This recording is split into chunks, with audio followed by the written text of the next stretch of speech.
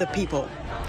Republicans on the U.S. House Foreign Affairs Committee seek clarity on the U.S. troop pullout from Afghanistan in 2021.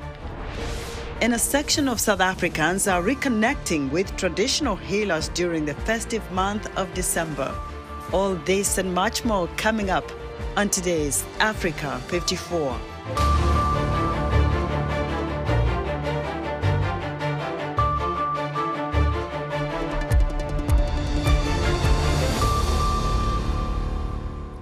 Following the fall of Syrian President Bashar al-Assad, the Biden administration says it will support a transition toward a non-sectarian government accountable to the Syrian people. However, in less than 6 weeks, there will be a new U.S. administration under President-elect Donald Trump, who has signaled a more hands-off approach. White House Bureau Chief Patsy Widakuswara has this report. A new Syria recognized and supported by the United States. That is the incentive the Biden administration is using as leverage at a moment of deep uncertainty following the fall of President Bashar al-Assad. What we want to see in terms of governance in Syria is governance that is seen as credible and legitimate, that is sustainable, that meets the aspirations of the Syrian people, and that is the result, the product of a Syrian-led process to get them to that point. Hayat Tahrir al-Sham, the rebel group that toppled Assad, is a U.S.-designated foreign terrorist group. There is a $10 million bounty on its leader, Abu Muhammad al-Jalani.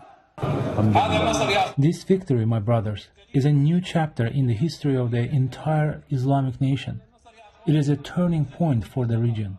In recent years, Jalani has distanced himself from extremist ideology, but he gave his victory speech Sunday from an ancient Sunni mosque in Damascus, not the presidential palace, a worrying sign for some. On the rebels' own Telegram channel, there were statements saying, we've taken the Umayyad Mosque, next we're going to go for Al-Aqsa, which is in Jerusalem, of course, then we're going to go for the Kaaba, which is in Saudi Arabia. U.S. President Joe Biden moved quickly, launching airstrikes on Islamic State targets in Syria on Sunday, and on Wednesday sending his top diplomat to Turkey and Jordan to consult with leaders. But on January 20, Biden will be replaced by Donald Trump, who is signaling a hands-off approach. On social media, Trump warned, "Let it play out, do not get involved." But the U.S. is already involved. It has about 900 troops deployed in Syria and backs a Syrian Kurdish rebel group. Washington also has close ties with all of Syria's neighbors, Iraq, Lebanon, and U.S. allies Israel, Jordan, and Turkey. Don't disengage completely, certainly not. But if you don't want to be overly engaged yourself as the United States of America, this is the time to work very closely with partners around the region. It's not clear whether under Trump's America First doctrine, the U.S. would aim for what Biden wants, a future Syrian government that's inclusive and non-sectarian. Meanwhile, other stakeholders have started their next moves. Assad was backed by Moscow, which is already lobbying to keep Russian military bases in Syria. In the north, Syrian Kurds are displaced as rebels supported by Turkey attack U.S.-backed Kurdish fighters whom Ankara sees as allies of a separatist movement. For now, Iran has lost much of its leverage, especially with Israel launching strikes across Syria, further weakening the remaining military capability of Tehran's once stalwart ally. Patsy Widakuswara, VOA News, Washington. The overthrow of Syrian President Bashar al-Assad is bringing many issues to the forefront, including an American who turned up in Syria and says he was detained after crossing into the country by foot on a Christian pilgrimage 7 months ago. Travis Timmerman appears to have been among thousands of people released from the country's notorious prisons after rebels reached Damascus over the weekend. For more on Timmerman and what's going on in Syria, let's go to correspondent Philip Crowther, who is standing by in Damascus. Hello, Philip. Has Timmerman addressed the media, or what more do we know about his incarceration? That's pretty much all we know from this man himself, who had been incarcerated for 7 months. We don't know exactly when he was released, whether it was when rebels took over Damascus or just these few days later, because some prisoners are still being found now, 5 days after the overthrow of Bashar al-Assad and the precipitated departure of prison wardens, but also soldiers from pretty much all of their military vehicles and military bases. This man says that that he was on a religious pilgrimage, that he hiked over the mountains from Lebanon into Syria, and that he was then taken prisoner. There was a moment, by the way, a few hours ago when the first images were released of his release, where people thought that might be Austin Tice who was found. That ended up not being the case. He is the U.S. journalist who disappeared from Damascus 12 years ago. His family has said adamantly during these 12 years that they believe he is alive in Syria and that he can be found, especially now that there is access to Bashar al-Assad's regime's jails. So there is some hope that some people can still be found in this jail system here in Syria. Philip, what are Syrians saying about this turn of events in their country? Oh, look, there's certainly a feeling of euphoria here in the capital, Damascus, which is now in control of this rebel faction that made its way so quickly from the north of the country down here to the capital. Not the whole of the country is in their hands. It's important to add. But here, the flags of the opposition are being shown proudly, now on government buildings as well, but also in mass gatherings, like in the square you can see behind me.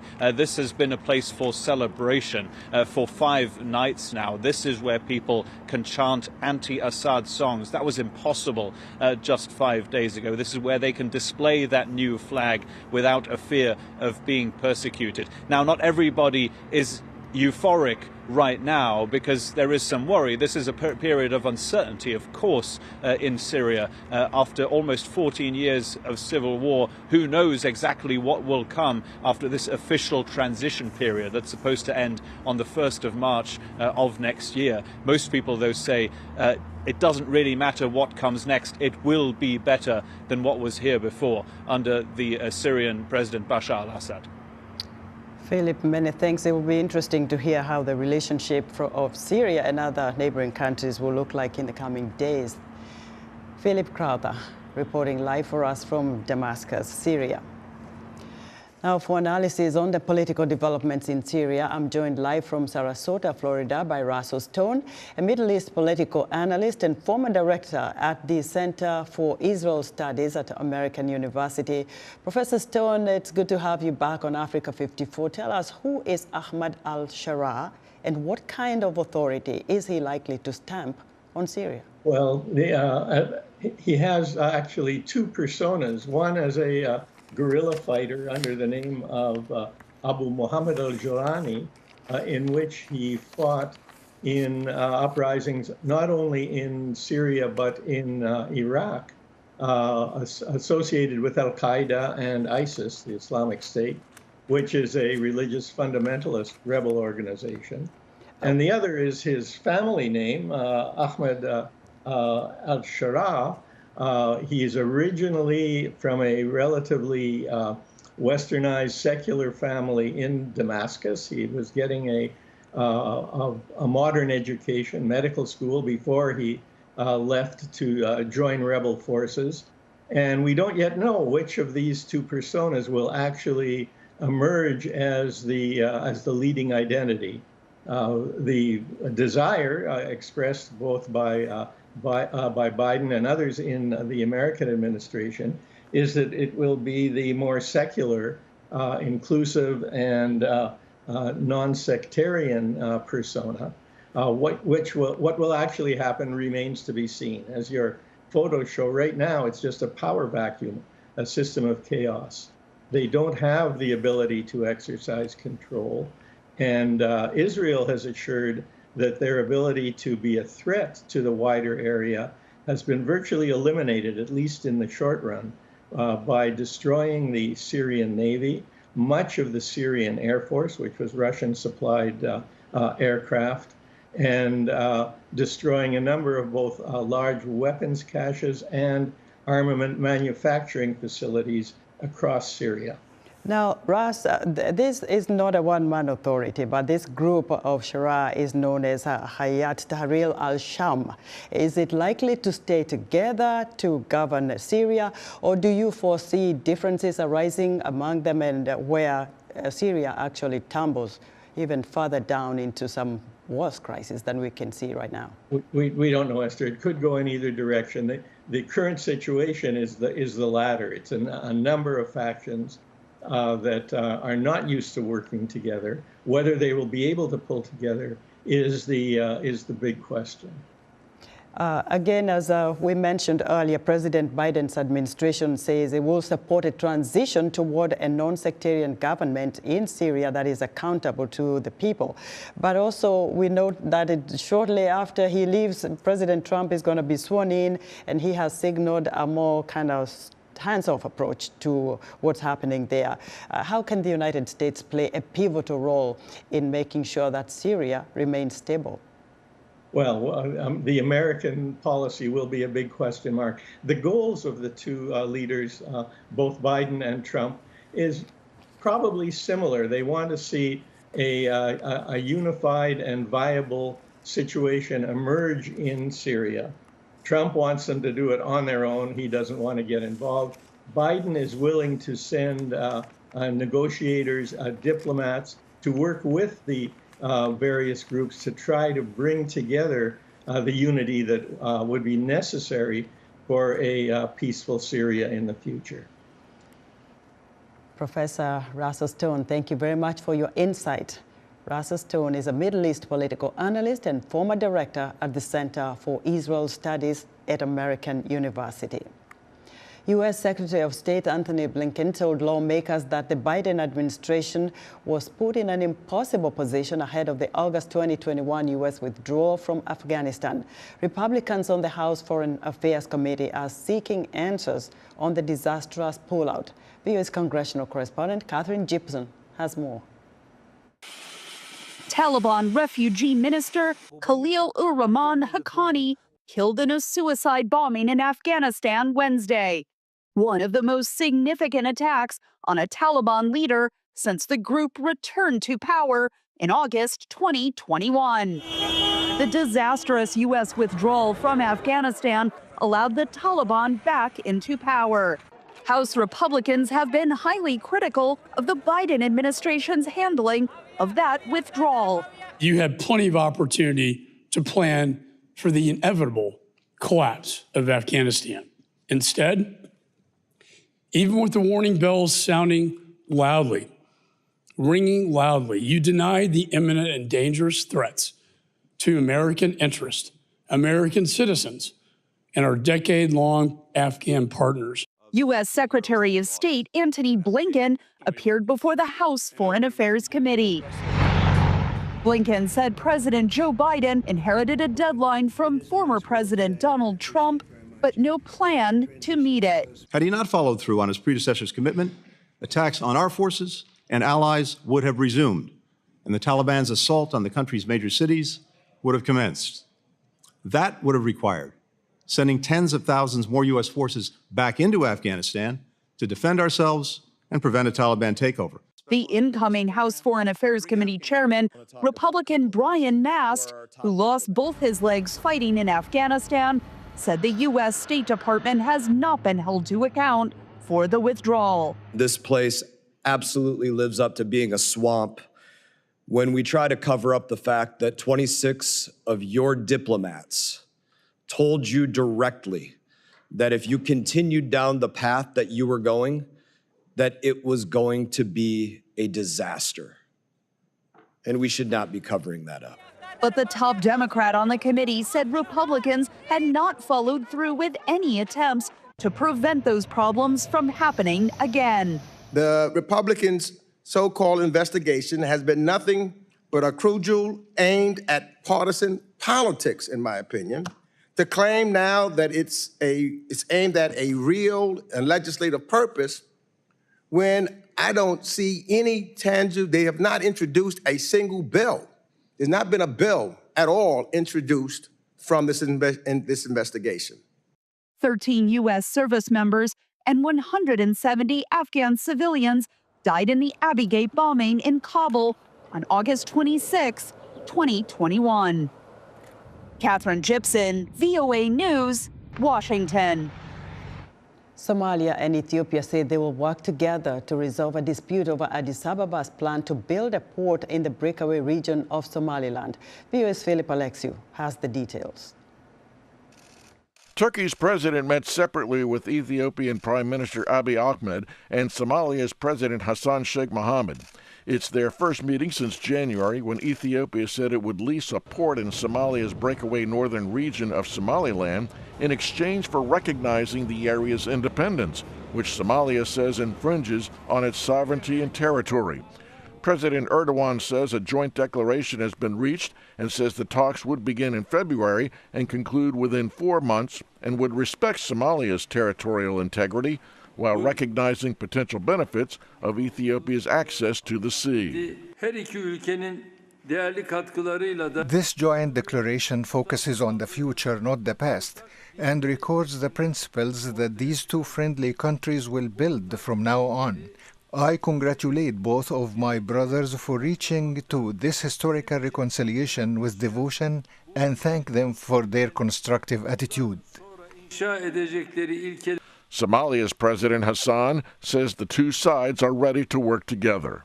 And we have common and mutual opportunities to develop together in our own interests. Somalia will contribute towards that, and we are ready to work with the Ethiopian leadership and the Ethiopian people to benefit the opportunities that we had in all aspects. Ethiopian Prime Minister Abiy says Ethiopia's growing economy warrants the need for a secure and reliable access to the sea, and it is a peaceful venture and one that would benefit all the neighbors with the growing youth population. I believe that today's constructive discussions will push us into a new year with this spirit of cooperation, friendship, and the willingness to work together instead of against each other. Mogadishu rejected the deal and threatened to expel Ethiopian troops who were stationed in Somalia to fight Islamist insurgents. Somaliland seceded from Somalia more than 30 years ago and generally has enjoyed peace and stability since. While Somalia opposes international recognition of Somaliland, neither the African Union or the United Nations recognize it as an independent state. Philip Alexiou, VOA News. The U.S. continues to pursue a more comprehensive ceasefire with the warring sides in Sudan. In a recent interview with VOA's Vincent McCory, Congressman Dan Kildee discussed the Sudan conflict and the future of the African Growth and Opportunity Act. I think one of the larger problems with the lack of progress, at least in terms of the U.S. being able to encourage progress, is that I believe that the U.S. has been far too absent on the continent generally in order to have sort of the moral authority, number one, but secondly, the economic presence to use those levers of power to try to influence the decisions on the ground. Now, that doesn't mean we shouldn't continue to try to increase our presence.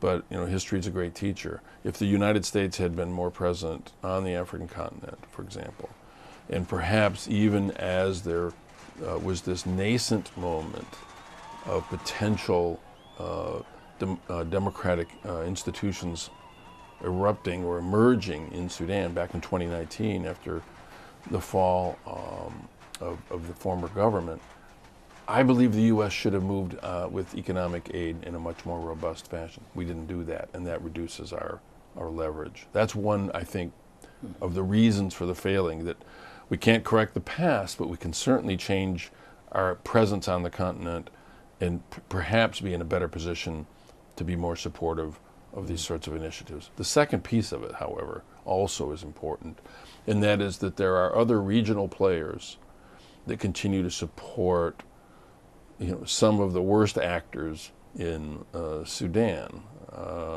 You know, in the Gulf states, for example, we have at least one player who continues to provide support to the RSF in Sudan, and that, to me, is something that we should be able to address because we have stronger connections with those nations, and we ought to be able to use our moral authority to push them to engage in better behavior and support the democratic movement that the people really want in Sudan. Yes. Now, so something like AGOA, it's been around for a while, but has been concerned, will it be reauthorized?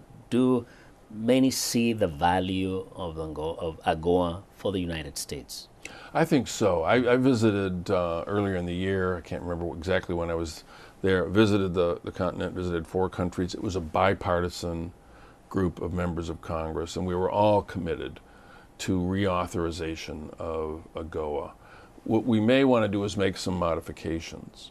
Like one example, if a nation meets the standards to enter AGOA, but then finally meets the threshold level of engagement and participation that we want to see them meet, they can actually leave AGOA without a successor relationship, without a new trade relationship. So the benefits of AGOA sometimes can be taken away because a country has done well in meeting the goals that AGOA sets in order to be a part of the relationship in the first place. We need to change that. We call that the graduation process. When a country graduates from AGOA, there needs to be something more than just leaving the status that AGOA provided them. That's one piece of it. And I think there may be some other ways that we can provide stronger technical support. One of the examples would be, in order to participate in AGOA, there has to be an adherence to certain labor standards, which we think is very important. But if we just say you need to meet these standards, but don't help set up with support the democratic institutions that actually enforce higher standards, it makes it very difficult to see any progress. That was U.S. Congressman Dan Kildee. Still to come, traditional healers in South Africa try a new technology. We'll be right back. The topic of gender-based violence is redundant to some, but it is one that cannot be ignored. The World Health Organization maintains that globally, 1 in 3 women, around 736 million, are subjected to physical or sexual violence by an intimate partner, a number that has remained unchanged over the past decade. On the next episode of Our Voices, we join the world in the 16 days of activism against gender-based violence and discuss what it is and how to eliminate it in families, communities, and nations. Join the conversation each week right here on Our Voices.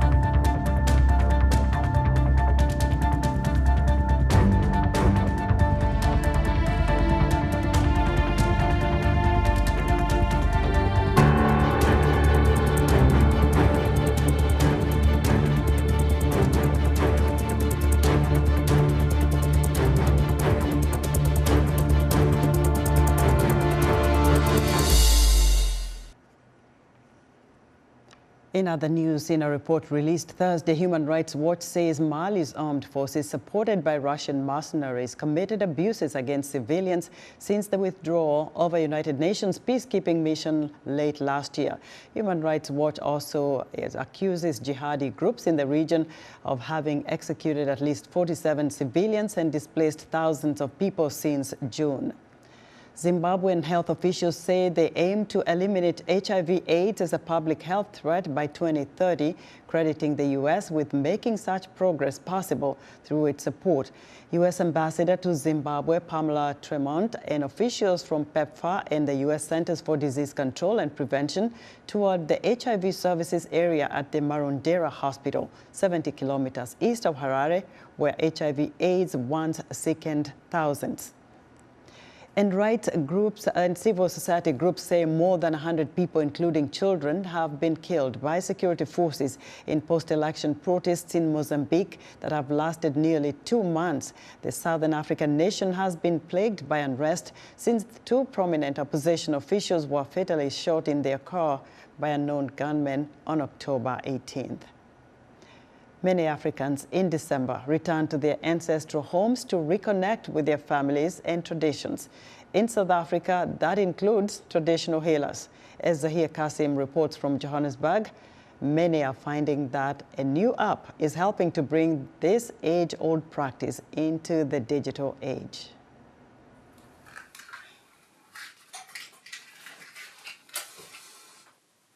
This woman in Johannesburg is preparing for a virtual consultation with a traditional healer in Cape Town. To engage in this age-old practice, she will be using the Ngoma app. It allows users to hold virtual sessions with their healers and buy products from them. Gogo Zipo is a traditional healer who says this app is allowing more people to access this ancient practice. The point of the app is to be able to find traditional healing or traditional help or traditional medical help in a safe environment with healers that have been vetted. Lebokhan Ranta came up with the idea to create the app after struggling to find a traditional healer for his spiritual journey. 4 years later, the self-funded app is a reality. I found that a lot of people, especially first-timers, were really intimidated by, one, going to spiritual healer's place for the first time, and two, really not knowing how to find the healer. So I was like, if I can amalgamate that into one and finish off the process with the ability to get them their things brought to their home, it provides a full suite service for the user. And yeah, from there, Ngoma was born. He says the app currently hosts 40 traditional healers and has over 100 users, including Raitumetse Twala. It's very hard finding a healer. It's very hard finding healers that are doing specific things, because you don't always just want any healer. You maybe want someone who's good at reading dreams, translating dreams, or someone who's good at helping you find a job and or pray for you to find a job and so forth. So the app is great in that sense that you have access to different types of healers. Ngoma users can also buy items used in rituals like candles. Companies like The Light Candles have partnered with the app to supply these products. Candles are a gateway to the underground, or how they call them, the underground gang, which is ancestors. For now, Ngoma is available only in South Africa, but Rantua envisions expanding across the continent, bringing traditional healing to more people through technology. Zahir Kasim, VOA News, Johannesburg, South Africa. And that's our show for today. Be sure to watch Africa 54 on our website at voaafrica.com. From all of us here in Washington, thanks for watching.